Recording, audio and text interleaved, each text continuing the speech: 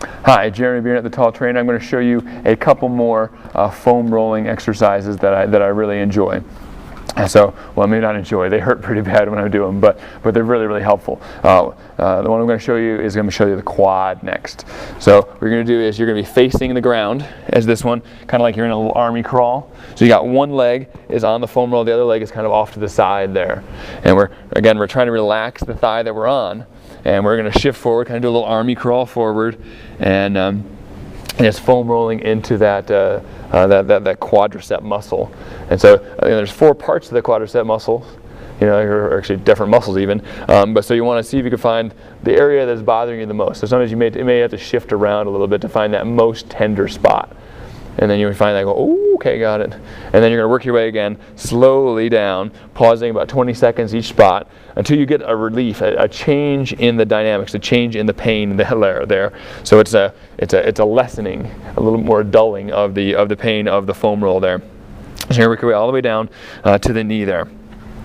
Now, another area that can get tight is right up really high in the hip flexor, and this one's kind of a tough one to get to, but it looks a lot the same as the quad, except you're going to kind of bend around the foam roll a little bit more, and you're going basically it's up above the hip socket a little bit, and right down below the front of the hip, the blade of the hip there. So you got the crest of the hip that sticks out. You're just below that, and a little bit to the side is where you're trying to get into, and you're trying to relax that again, and you might be able to find a spot that's a little bit tender there.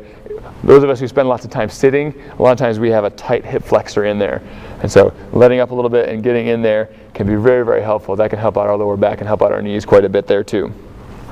The last one I'm going to show you here is going to be the back side of the hip, the piriformis muscle. It's kind of our lateral rotators of the hip. So you're going to sit on the foam roll, one cheek on there, and then you're going to cross the leg over. So the leg that the cheek is on, that's the one that's crossed over, and you're going to kind of seek out a spot between the hip joint and the tailbone. And so sometimes in those muscles, there's one that's cramping up in there. And so you get on that and go, ooh, got it. And again, you're going to wait for it to release a little bit. It's a much smaller area. I know everybody makes jokes about how much they have to foam roll in their butt because it's such a big area. But really the actual muscles of your rear, even if your rear may be large from extra fat or something like that, is the actual muscle area and the joint area that we need to foam roll is still a small area, even if you think you have a very large rear end. So just a small spot in there you're looking for, and once you've got that covered, then you're all set. And you want to make sure you try to balance out on both sides. A lot of times we only have symptoms of an injury on one side, but sometimes we're having a problem on both sides. So if we only take care of the side that's complaining, we might be missing out on maybe a chance to take care of the side that isn't complaining, so that way it doesn't have to start complaining in the future.